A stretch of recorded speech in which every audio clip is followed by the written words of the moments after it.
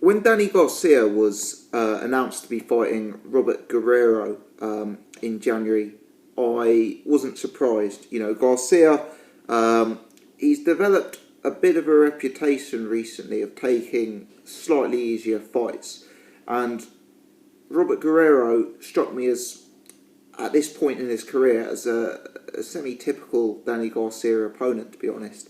You know, Robert Guerrero, I view as a bit of a high-level gatekeeper in the welterweight division.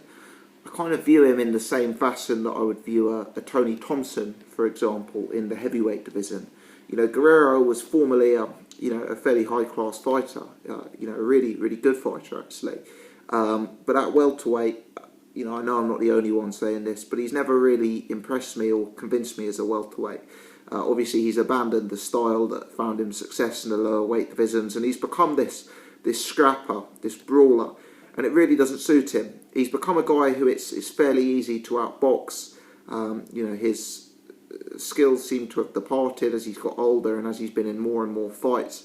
And, you know, whilst he's still a decent operator, he's nothing more than, as I say, a high-level gatekeeper, in my opinion. You know, Danny Garcia, he fought Paulie Malignaggi last time out. I'd put Malignaggi and Guerrero perhaps in the same category, actually. You know, that's the sort of level I saw Danny Garcia. And for me, it wasn't the most exciting fight. I see Danny Garcia beating Guerrero quite convincingly, actually. You know, Garcia's a young guy on the way up. I think the move up to 147 pound may well help him. You know, he's been cutting weight for a long time, and that probably isn't a good thing over the course of a long career. So I think Danny Garcia should beat Guerrero fairly convincingly. Guerrero, as I say, is developed into a bit of a brawler, and I think Danny Garcia, with his power, with his timing, and with his style, you know, he's the kind of guy who'll, you know, stand there and throw those hooks. And I think at this stage of his career, he's going to have a lot more than Robert Guerrero. I actually wouldn't be surprised if Robert Guerrero suffers his first stoppage loss in this fight, actually. You know, we've seen him hurt in fights, we've seen him dropped in fights more recently. And I'm just wondering, as he's getting older, as he's accepting his position as an opponent, and as he keeps fighting these young guys that he doesn't really have too much chance of beating, in my opinion, are we going to start getting to the point where his punch resistance decreases and he finally gets stopped? I wouldn't be surprised if Danny Garcia stops Guerrero late in this fight. You know, I think Garcia's going to be hitting harder at 147, and I think Guerrero's getting older and coming towards the end of his career. So it was to my surprise when it was announced that this fight would actually be for the vacant WBC welterweight title. You know, do I have a problem with Danny Garcia being in a world title fight? Probably not. You know, probably not. Danny Garcia, obviously, long-term champion in the 140 pound division. I do question whether he merited the shot at 147 pound. I mean, I think he fought Rod Salker at 142. I think he fought Lamont Peterson at 143. And I think he's only had one fight at 147, which was against Paulie Malignaggi. And for me, Rod Salker, Lamont Peterson, they're light welterweights. Paulie Malignaggi, yeah, it was a good win, but does defeating Paulie necessarily get you a world title shot at welterweight? It's borderline, not for my money, really. So I was a bit surprised to begin with that Danny Garcia would get a title fight. You know, there's so many names out there. Obviously, the likes of Sean Porter, Keith Thurman, Pacquiao Bradley, Brook Khan. You know, all of those guys have had much bigger fights at the weight than Danny Garcia has, for my money anyway. But Robert Guerrero being in a world title fight is really, really, really bizarre. I mean, if you look at his recent string of fights, he suffered a really, you know, it was an entertaining fight, but he suffered a fairly convincing loss to Keith Thurman, obviously. There was the Mayweather loss. And, you know, even in his recent wins against Kamagai and Martinez, he's been very, very unconvincing. He got very lucky to get the decision last time out against Aaron Martinez in a fight where he was down again. And, you know, you just wonder now if, for me, Robert Guerrero, there's so much talent at 147 pounds.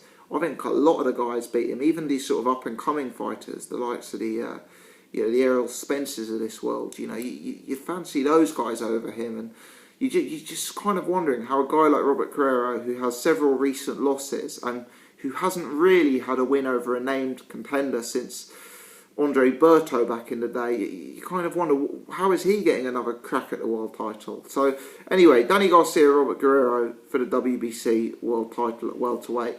For me, it's a very, very poor world title fight, but I guess in the context of some world title fights that get made, it's not the worst. I mean, it's certainly a stronger fight, for example, than Glasgow versus Charles Martin, which is for the IBF heavyweight title this weekend, which is a bit of a farce, but I won't digress. The news has also been broken that Amir Khan will be the mandatory challenger for this belt. So if Amir Khan wants it, he will get a fight against the winner. Now, that's a concern for me. That is a concern for me because I am one of those who is desperate to see Amir Khan, Kell Brook. I think it's such a massive fight. And I'm not saying Khan ducking Kell Brook. I'm not saying Khan's scared of Kell Brook. What I am saying is Khan does not seem desperate to make that fight. And here is a ready-made reason. Call it an excuse if you want. But here is a ready-made reason for him not to take the fight. You know, Khan Garcia would be big in the States. It's obviously a rematch. It's obviously for the WBC title in the 147-pound division. Probably one of the most glamorous divisions in boxing. Probably the most glamorous belt in boxing. So you could see Amir Khan perhaps taking that fight, the WBC fight, as opposed to fighting Kell Brook. You know, he's not desperate to make that Kell Brook fight, and here is a ready-made reason not to take it. I'm nervous that that would be the case. You know, if Guerrero was to cause an upset, which I think is highly unlikely, Khan would probably go for the belt, thinking it's a very, very easy fight for him to win against Robert Guerrero. If Garcia fought against Khan, which is the most likely option, you know, I know Khan may start as favourite for that fight, but I really, really, really would not bet against Danny Garcia pulling the win over Khan for a second time, you know. And I'm a Khan fan, let me make that clear. But for me, Khan's power at 147 isn't the same as it was at 140. I don't think he's going to hurt Garcia, and I don't think he's going to cause Garcia as much early problems as he did in the initial fight.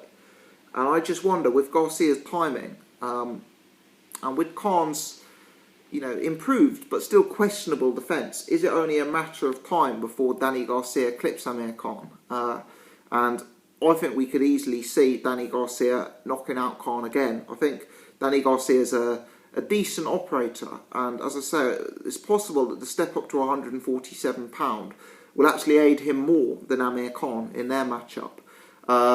So, you know, I worry that this fight could cause further delays in the Kell Brook fight, and I also worry that Amir Khan will potentially suffer a defeat to Danny Garcia. I think when you've got a fight as big as Kell Brook, and I'm not saying Kell Brook necessarily goes away if Khan were to suffer a loss. You know, Amir's come back from losses before and risen to superstardom again, so I'm not saying it goes away, but